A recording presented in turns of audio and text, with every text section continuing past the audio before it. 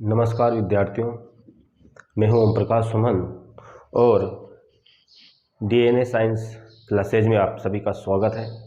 और आज अपन पढ़ेंगे मानव कर्ण की आंतरिक संरचना और बाह्य संरचना। तो आज का हमारा टॉपिक है मानव कर्ण। आज का हमारा टॉपिक है मानव कर्ण। मानव कर्ण के ऊपर आज अपन चर्चा करेंगे कि मानव कर्ण की जो आंतरिक संरचना होती है आखिरकार वो किस प्रकार की होती है। तो मानव कर्ण जो होता है विद्यार्थियों, मुख्यतः दो काम करता है। हमारे शरीर में जो मानव कर्ण होता है वो दो प्रकार के कार्य करता है। पहला कार्य है यहाँ पर सुनने का। पहला कार्य है मानव कर्ण का सुनना। प्रथम कार्य है जो वो करता है सुनने का, और दूसरा कार्य करता है वो हमारी बॉडी का बैलेंस बनाने का, अर्थात संतुलन का। ठीक है, हमारा कर्ण दो प्रकार के कार्य करता है, हमारे सुनने का और हमारे बैलेंस बनाने का। ये दो प्रकार के कार्य हमारा मानव कर्ण करता है। तो आइए देखते हैं कि मानव कर्ण जो होता है उसकी संरचना किस प्रकार की होती है। दोस्तों, मुख्यतः जो मानव कर्ण होता है वो मानव कर्ण तीन भागों में बटा होता है। कितने भागों में बटा होता है? तीन भागों में बटा हुआ रहता है। पहला जो भाग है उस भाग का नाम है बाह्य कर्ण। पहला जो भाग है वो क्या है? बाह्य कर्ण। उसके बाद जो होता है वो होता है मध्य कर्ण, फिर होता है अंतःकर्ण। इस प्रकार से मानव कर्ण तीन भागों में बटा हुआ रहता है।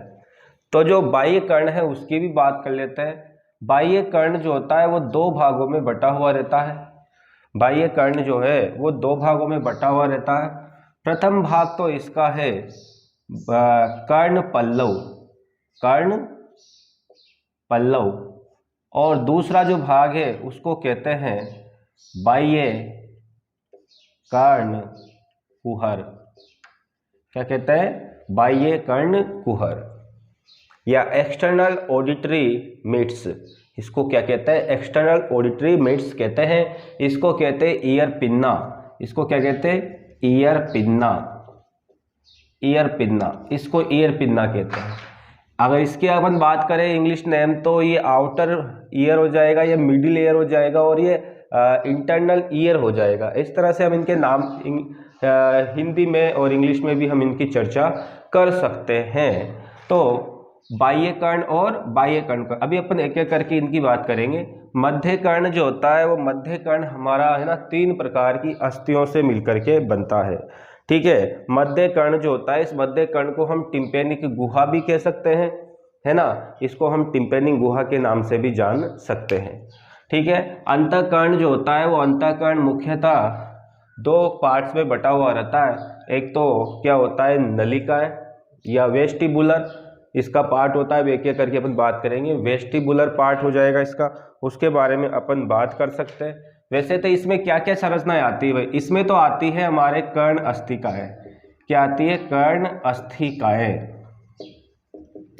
वो कर्ण अस्थिकाएं कौन कौन सी है? सबसे पहली अस्थिका आती है हमारी मेलियस। कौन सी आती है? मेलियस। ठीक है ना। उसके बाद आती है इनकस, और उसके बाद आती है स्टेपीज। मेलियस, इनकस और स्टेपीज, इस प्रकार से तीन अस्थिकाएं अंदर इसके आती है मध्य कर्ण के अंदर। ठीक है, इसके बारे में अपन ने बात करी। उसके बाद जो अंतःकर्ण होता है उस अंतःकर्ण में क्या क्या होता है? अंतःकर्ण में एक तो होती है नलिकाएं। क्या होती है? नलिकाएं। ठीक है, नलिका वाला पार्ट होता है। दूसरा जो पार्ट होता है वो होता है यहाँ पर वेस्टिबुल या वेस्टिबुलर तंत्र, वेस्टिबुलर तंत्र, और तीसरा होता है यहाँ पर कोक्लिया। तीसरा पार्ट क्या होता है? कोक्लिया। तो इस प्रकार से हमारे मध्य कर्ण में ये तीन पार्ट मुख्यतः होते हैं। नलिकाएं, वेस्टिबुलर तंत्र, कोक्लिया, या फिर इसको और भी अपन अभी डिटेल से करने वाले हैं, डायग्राम बना करके हम इसको समझने वाले हैं। तो प्रिय मित्रों, सबसे पहले हम बात करते हैं हमारा बाह्य कर्ण जो होता है कुछ इस प्रकार से होता है। बाहर की तरफ से, है ना। कुछ इसमें बहुत सारे घुमाव वगैरह होते हैं, है ना। इस प्रकार से इसके बारे में अपन चर्चा कर रहे हैं। तो बाह्य कर्ण कुछ इस प्रकार से होता है भाई, यहां तक, है ना। इस प्रकार से ये हमारा बाह्य कर्ण है भाई, ठीक है। बाह्य कर्ण जो है, बाह्य कर्ण की हमने चर्चा करी है। तो बाह्य कर्ण में ये वाला जो भाग हमारा ये दिखाई दे रहा है, ये कान, ये इसको हम कहते हैं ईयर पिन्ना। क्या कहते हैं इसको? ईयर पिन्ना, या इसको हिंदी में कहते हैं कर्ण पल्लव। तो ये जो भाग है, इस भाग को हम कहते हैं यहाँ पर कर्ण पल्लव। क्या कहते हैं? कर्ण पल्लव। ये वाला जो भाग है, इस वाले भाग को हम क्या कहते हैं? कर्ण पल्लव कहते हैं, ठीक है। या इसका एक और नाम दे रखा है अपनी किताब में, इसको ओरिकुला भी कहते हैं। क्या कहते हैं? ओरिकुला, ठीक है ना। कर्ण पल्लव, या इसको क्या कहते हैं? ओरिकुला भी कहते हैं, ठीक है। इसके लिए एक और चीज है, अपन यहाँ पर ये जो कैनाल बनी है, इसको हम बाह्य कर्ण कुहर भी कहते हैं। इस वाली कैनाल का नाम क्या है? इस वाली कैनाल का नाम है भाई बाह्य कर्ण कुहर, या फिर इसको ये भी एक और नाम अपनी बुक में दे रखा है, बाह्य श्रवण गुहा, ठीक है। बाह्य श्रवण गुहा कहते हैं। ये बाह्य कर्ण है हमारा, ठीक है। बाह्य कर्ण जो है, इसके बारे में अपन बात करते हैं, ठीक है। उसके बाद ये जो बाह्य कर्ण जो है, ये बना किसका होता है आखिरकार? ये किस चीज का बना होता है? बाह्य कर्ण जो है, ये हमारा बाह्य कर्ण किस चीज का बना होता है? तो ये उपास्थि का बना होता है भाई। किसका बना रहता है ये? बाह्य कर्ण की अगर हम बात करें यहाँ पर, ये उपास्थि का बना होता है भाई, ठीक है। उपास्थि का बना। समझ में आ गया आपके बात? यहां तक समझ में आ गया आपको कि भाई बाह्य कर्ण जो होता है, दो भागों में बटा हुआ रहता है, बाह्य कर्ण और यहाँ पर बाह्य कर्ण कुहर में, इसमें बटा हुआ रहता है, ठीक है। यहाँ पर इसका काम क्या है? इसका काम है ये ध्वनि तरंगों को इकट्ठा करता है। ध्वनि तरंगों को सब ओर से क्या करता है? इकट्ठा करता है। इकट्ठा करके श्रवण के नाल में भेजता है, यानी इस श्रवण नाल के अंदर भेज देता है भाई। समझ रहे हो मेरी बात को? सभी प्रकार की ध्वनि तरंगों को इकट्ठा करता है और इकट्ठा करके इस श्रवण के नाल में भेज देता है। इसको अपन एक्स्ट्रा ऑडिटरी मीट्स भी कहते हैं, याद रख लेना इसको। अब ये जो बाह्य कर्ण है, इस बाह्य कर्ण या अंतःकर्ण जो भी हमारा है, वो आखिरकार रखा किसके अंदर है? हमारा जो बाह्य कर्ण है वो एक प्रकार से बोन्स के अंदर फिट है भाई, बोन्स के अंदर मौजूद है। वो बोन्स कौन कौन सी है? हमारी अस्थियों के अंदर, उस अस्थि के अंदर ये कर्ण क्या है? ये जो श्रवण के नाल है वो अंदर है। तो वो अस्थि जो है, उस अस्थि का नाम क्या है? वो अस्थि है हमारी टेम्पोरल अस्थि। क्या नाम है बेटा उसका? टेम्पोरल अस्थि, ठीक है। मैं यहाँ नाम लिख देता हूं, उसका नाम क्या है? टेम्पोरल अस्थि, टेम्पोरल बोन, ठीक है। उसका नाम क्या है? टेम्पोरल बोन है। ये टेम्पोरल बोन इधर भी है, ये इधर भी है। पूरे कर्ण के अंदर यहाँ वाला जो पार्ट है जहाँ मैं हाथ रख रहा हूँ मेरा, ये कौन सी बोन है? ये है हमारी टेम्पोरल बोन। देख लीजिए यहाँ पर, ये टेम्पोरल बोन है। जहाँ बाह्य कर्ण, इसके अंदर कैनाल है, ये इस कैनाल के अंदर हम, अब टेम्पोरल बोन के अंदर जो ये कैनाल है, इस कैनाल की क्या विशेषताएं होती है? ठीक है, याद रखना कि ये जो बाह्य कर्ण है, ये एंडिंग कहाँ पर होती है? इसकी एंडिंग जिस जगह पर होती है, उस जगह का नाम है यहाँ पर, उस जगह को हम कहते हैं टिम्पेनम। क्या कहते हैं उसको? टिम्पेनम। टिम्पेनम का मतलब होता है हिंदी में शुद्ध कान का पर्दा। क्या होता है? कान का पर्दा। टिम्पेनम को क्या कहते हैं हम? कान का पर्दा कहते हैं। बात समझ में आ गई आपके बेटा? क्या कहते हैं? ये जो श्रवण केनाल, जहां पर ये बाह्य श्रवण गुहा जहां पर समाप्त होती है, उस जगह का नाम क्या है? उस जगह का नाम है टिम्पेनम। अब टिम्पेनम नाम क्यों दिया गया? क्योंकि ये बहुत ही पतली होती है ना, इसलिए इसको टिम्पेनम नाम दिया। और टेम्पोरल गुहा के आधार पर, टेम्पोरल बोन के आधार पर इसका नाम टिम्पेनम पड़ गया है। ठीक है, चलिए नेक्स्ट्रा अपन बात करते हैं, यहाँ पर आगे बढ़ते हैं। हम यहाँ इसकी बात करते हैं, जो श्रवण केनाल होती है, इस श्रवण केनाल की विशेषताएं क्या क्या है। तो प्रिय विद्यार्थियों, जो श्रवण केनाल है, इसकी पे आ जाते हैं बाह्य कर्ण कुहर। याद रखना जो कर्ण पल्लव होते हैं ना हाथी में बहुत लंबे लंबे होते हैं, सुनने के अलावा उसमें मक्खियां उड़ाने का भी वो क्या करते हैं, काम करते हैं। ठीक है, चलो आगे बढ़ते हैं। हाँ, नेक्स्ट हम इसमें बारे में बात करते हैं। ये जो श्रवण केनाल, इसमें क्या विशेषताएं हैं? तो प्रिय विद्यार्थी, जो श्रवण केनाल है इसमें बहुत ज़्यादा क्या मिलते हैं, हेयर लाइक स्ट्रक्चर मिलते हैं। हाँ, हेयर लाइक स्ट्रक्चर है ना, यहाँ पर बहुत सारे छोटे छोटे तंतु मिलते हैं। इस प्रकार से ये क्या वर्क करते हैं भाई, ये जो है यहाँ पर ये जो बहुत सारे तंतु मिलते हैं, फाइबर मिलते हैं, ये फाइबर क्या है, लिख देता हूँ मैं यहाँ पर, बहुत सारे तंतु हैं। ये तंतु क्या करते हैं, ये तंतु बहुत बढ़िया काम करते हैं। ये तंतु क्या करते हैं, धूल के जो कण होते हैं, धूल के कणों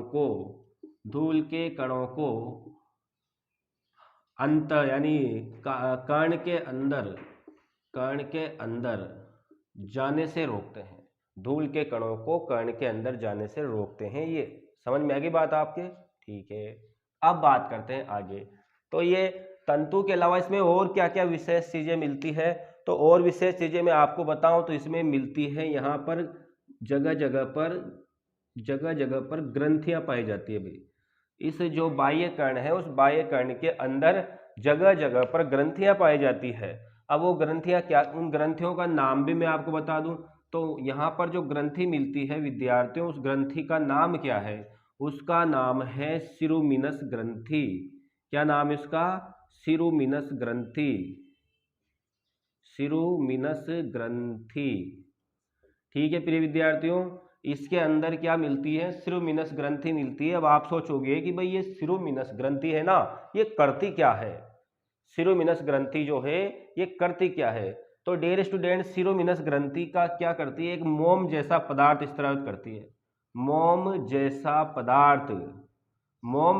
पदार्थ ये स्रावित करती है। उस मोम जैसा पदार्थ जो इसने स्रावित किया है, उस मोम जैसे पदार्थ का नाम क्या है? तो विद्यार्थी, उस मोम जैसे पदार्थ का नाम है सिरुमिन।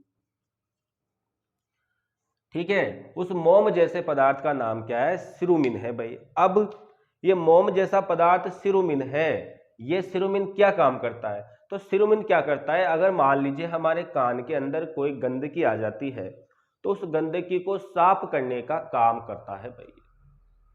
उस गंदगी को साफ करने का काम करता है। कौन करता है भाई? गंदगी को साफ करने का काम करता है आपके यहाँ पर सिरुमिन।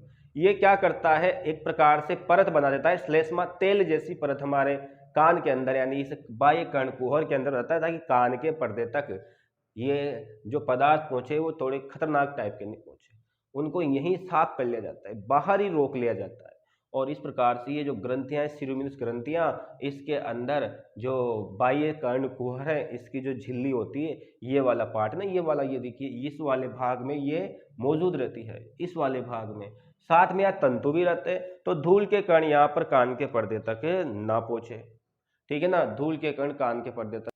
ठीक है, तो बात अपन ने करी बेटा कि यहाँ पर जो है ये यहाँ समाप्त हो जाएगा। तो यहाँ पर जो बाह्य कर्णकुहर है, इस बाह्य कर्णकुहर में होती है क्या? कान का पर्दा।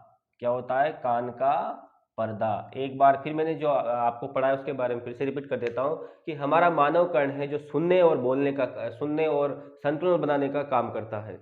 ये दो प्रकार के काम हमारा कर्ण करता है। हमारा कर्ण जो होता है 3 भागों में विभक्त रहता है। कितने भागों में विभक्त रहता है? 3 भागों में बटा हुआ रहता है, बाह्य कर्ण, मध्य कर्ण और अंतःकर्ण। इसके अलावा जो हमारा बाह्य कर्ण अभी हमने पढ़ा है, जो बाह्य कर्ण है बेटा, हमने जो पढ़ा है यहाँ पर, अपन इसके बारे में बात कर लेते हैं। हमारा जो बाह्य कर्ण है, वो बाह्य कर्ण मुख्यतः 2 भागों का बना हुआ है, कर्ण पल्लव और बाह्य कर्ण कुहर। बाह्य कर्ण पल्लव जो होता है, ये कान का पर्दा, जो हमारा कान का ये वाला पार्ट है, इस वाले पार्ट को बोलते हैं कर्ण पल्लव, ईयर पिन्ना बोलते हैं। हमारे ईयर पिन्ना थोड़े टाइट होते हैं, खींचते टूट थोड़ी जाते हैं। बने काहे के होते हैं? ये बने होते हैं उपास्थि के।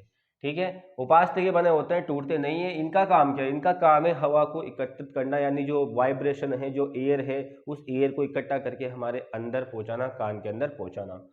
तो ये बना काय का? ये कर्ण पल्लव, इसको ओरिकुला भी कहते हैं। ये कर्ण पल्लव उपास्थि का बना होता है। इसके अंदर होती है ये श्रवण केनाल। ये श्रवण केनाल भी उपास्थि की ही रहती है लगभग। और ये टेम्पोरल बोन के अंदर फिट रहती है। किसके अंदर फिट रहती है? टेम्पोरल बोन के अंदर फिट रहती है। अब ये जो श्रवण कैनाल है, इस श्रवण कैनाल में क्या क्या चीज़ें आपको नज़र आती है, तो इसमें दो चीज़ें मुख्यतः होती है। एक चीज़ तो होती है यहाँ पर बहुत सारे रोम पाए जाते हैं, तंतु पाए जाते हैं, है ना, रोम भी बोल देते हैं इनको चाहे तो, है ना, रोम पाए जाते हैं, धूल के कणों को कान के अंदर जाने से रोकते हैं। इसके अलावा यहाँ पर बहुत सारी सिरोमिनस ग्रंथियां पाई जाती है जो मोम जैसा पदार्थ स्रावित करती है। इस मोम जैसे पदार्थ के स्रावण से क्या होता है, हमारा कान नम बना रहता है और इसमें जो जीवाणु वगैरह आते हैं उसमें मर जाते हैं फंस के, ठीक है, ये चीजें होती है। इसके अलावा यहाँ पर जो इसका जो अगला पार्ट है वो है कान का पर्दा, टिम्पेनम। ये टिम्पेनम भी हमारा बाह्य कर्ण का ही भाग है। टिम्पेनम को कान का पर्दा कहते हैं। इस पे आके ध्वनि तरंगे टकराती है और इसके यहाँ से हमारी शुरुआत हो जाती है हमारे मध्य कर्ण की। तो हम मध्य कर्ण के बारे में भी हम बात कर लेते हैं डियर स्टूडेंट। मध्य कर्ण के बारे में हम बात करते हैं डस्टर, ठीक है। तो थोड़ा सा मैं यहाँ इसको मिटा रहा हूँ, इस जगह को।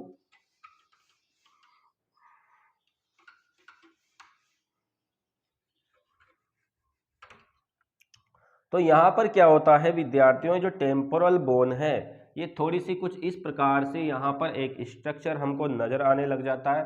इस प्रकार से ये चीज़ें बनती हैं यहाँ पर, इस चीज़ को आप समझना। और यहाँ से एक्स्ट्रा ऑडिटरी में यहाँ पर एक केनाल बाहर निकलती है, इस चीज़ की अपन चर्चा कर रहे हैं। इस प्रकार से ये होता है हमारा मध्य कर्ण, ये हमारा मध्य कर्ण बन गया है। और हमारे मध्य कर्ण में 3 प्रकार की अस्थियां होती है। सबसे पहली अस्थि होती है ये हथौड़े के जैसी एक अस्थि होती है, उस अस्थि का नाम है मेलियस। उसके बाद इससे जुड़ी होती है एक थोड़ी बजने जैसी, लाइक इस प्रकार से ये स्ट्रक्चर होता है, ठीक है। ये इस प्रकार का कुछ स्ट्रक्चर है अंदर की तरफ बेटा, है ना। ये दूसरी वाली हो गई भाई। इससे जुड़ी होती है एक और हमारी अस्थि, वो अस्थि कुछ इस प्रकार से, थोड़ा दूसरे पेन से बना देता हूँ, इस प्रकार से यहाँ पर जुड़ी रहती है इस जगह पर। तो 3 प्रकार की कर्ण अस्थिकाएं, कितने प्रकार की, 3 प्रकार की कर्ण अस्थिकाएं हमारे मिडिल एयर में होती है। अब ध्वनि तरंगे यहाँ से टकराए, इससे टकराए, अब इससे जुड़ा हुआ है ये, जैसे इसके टकराएगी ना तो आवाज आएगी, जैसे ये पर्दा है बजेगा डिचुक डिचुक डिचुक, ये बजेगा। उसके बाद ये वाले इस पे टकराएगी, फिर आवाज आएगी डिचुक डिचुक, इस प्रकार से।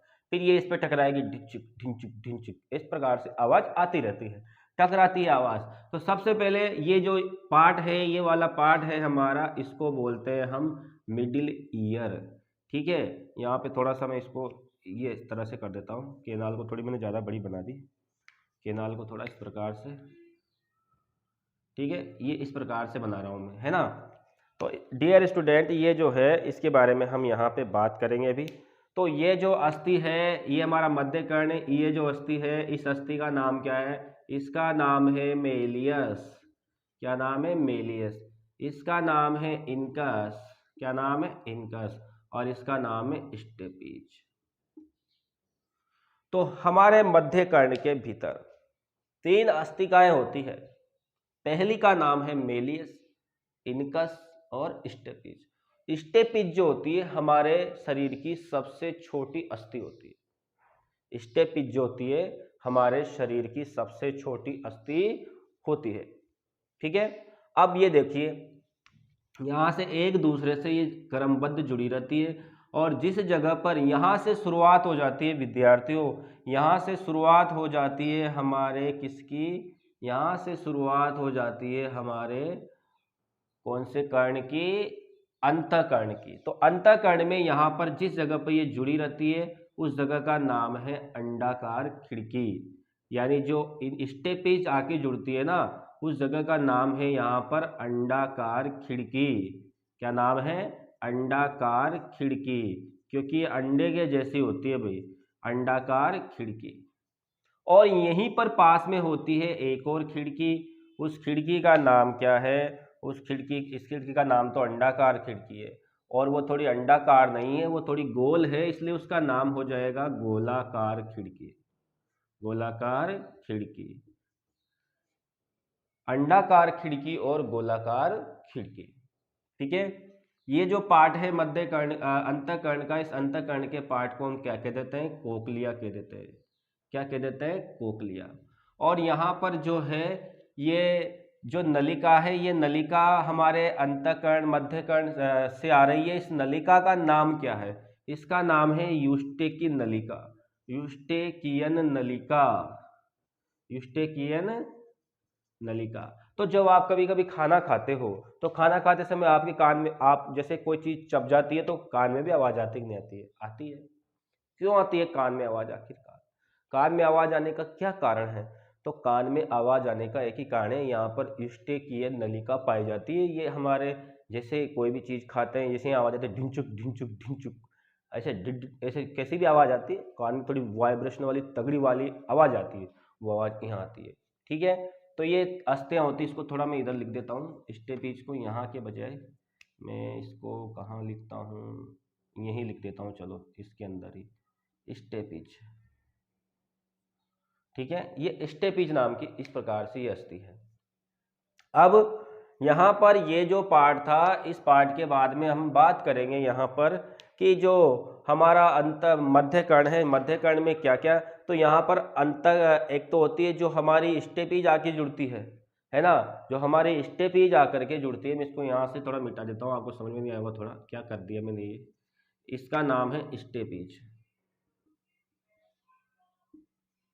ठीक है, ये स्टेपीज है, ये अंडाकार खिड़की क्या आके जुड़ती है। तो हमसे पूछा जाए कि क्रम बताइए भाई, तो सबसे पहले टिम्पेनम, टिम्पेनम से जुड़ी है मेलियस, मेलियस से जुड़ी इनकस, इनकस से जुड़ी स्टेपीज, स्टेपीज जुड़ी अंडाकार खिड़की पर। फेनेस्ट्रा ओवेलिस कहते हैं इसको, क्या कहते हैं इसको, फेनेस्ट्रा ओवेलिस, याद रख लेना, है ना, पूछा जाएगा आपसे।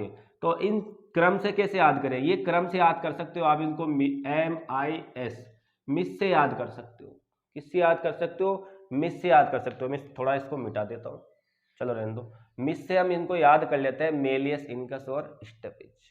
ठीक है, चलिए अब हम आ जाते हैं हमारे अंतःकरण की तरफ।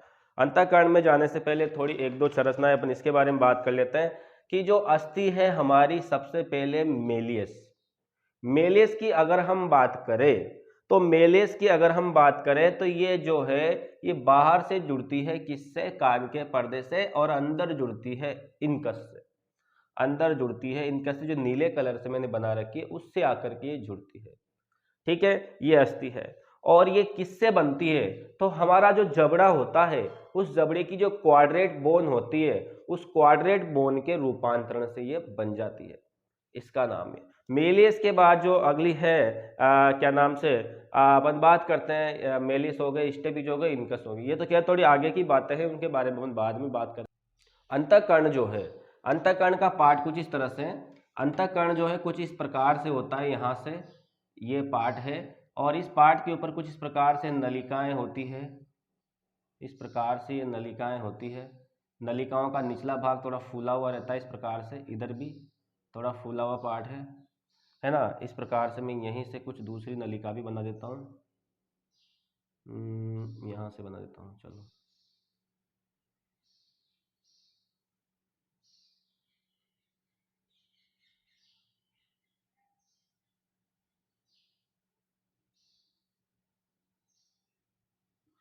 ये ऊपर वाला सिस्टम है, ये हमारा कौन सा कर्ण बनाया मैंने, अंतःकरण। अंतःकरण का जो पार्ट है बेटा, ये वाला जो पार्ट है, ये नलिकाएं हैं बहुत सारी, है ना, ये नलिकाएं होती है, और ये 3 प्रकार की नलिकाएं होती है। ये ऐसे नहीं होती है, आपको डायग्राम में बता रहा है। एक तो ऐसे देखो, इस प्रकार से मार्ग बढ़ते हैं ना, एक नलिका तो यूं है, एक दूसरे से समकोण पर होती है ना, इस प्रकार से हो गए। एक नलिका ऐसे हो गए, जैसे हम हेडफोन लगाते हैं हेडफोन, एक ऐसे, और एक ऐसे होती है इस प्रकार से, पीछे से, कैसे होती है, पीछे से, इस प्रकार से, जैसे कोई अपन रुमाल वगैरह बांधते हैं, यहां से लेकर के यूं बांधते हैं। तो एक हो गई ऐसे, एक हो गई ऐसे, एक हो गई ऐसे। ये 3 अर्धवृत्ताकार नलिकाएं हमारे अंतःकरण में होती है। और इसके अलावा यहाँ पर जिस भाग पे ये स्थित होती है, उस भाग को हम कहते हैं वेस्टिबुल। क्या कहते हैं उसको, वेस्टिबुल। ये वाला पार्ट है, इसको हम कोक्लिया कह चुके हैं। और ये है हमारी यहाँ पर सेमी सर्कुलर केनाल, यानी सेमी सर्कुलर यानी अर्धवृत्ताकार नलिकाएं, अर्धवृत्ताकार नलिकाएं। मित्रों, ये अर्धवृत्ताकार नलिकाएं हैं, ये अर्धवृत्ताकार नलिकाएं एक दूसरे से समकोण पर होती है। मैंने बताया आपको, एक तो यूं होती है, एक यूं होती है और एक यूं होती है, आड़ी, इस प्रकार से। ठीक है, इन नलिकाओं में द्रव्य भरा होता है आसपास। ठीक है, इन नलिकाओं में क्या भरा होता है, इन नलिकाओं की अगर हम बात करें, इन नलिकाओं में भरा होता है, यहाँ पर विद्यार्थियों आप याद रखना, इन नलिकाओं में भरा होता है पेरिलिम्फ। क्या भरा होता है, पेरिलिम्फ। ठीक है, इन नलिकाओं में पेरिलिम्फ भरा होता है। और ये जो नलिकाएं हैं यहाँ पर, इसके बारे में हम बाद में अंदर डिटेल से अध्ययन करेंगे। ये हमारा हो गया है बाह्य अंतःकरण की भी बाह्य संरचना। अब अंतःकरण का जो ये पार्ट है, इस पार्ट को कोक्लिया कहते हैं। ये जो कोक्लिया है, ये कोक्लिया भी क्या एक प्रकार से क्या है, ये जो कोक्लिया है वो भी एक प्रकार से नली का भीतर नली है। नली के भीतर क्या है, नली है। यहाँ से तंत्रिका निकलती है, उस तंत्रिका को कहते हैं कोक्लियर तंत्रिका, क्योंकि यहाँ से संवेदनाओं को लेके जाएगी ना ये मस्तिष्क के पास, तो उसको कहते हैं कोक्लियर तंत्रिका। कोक्लियर तंत्रिका।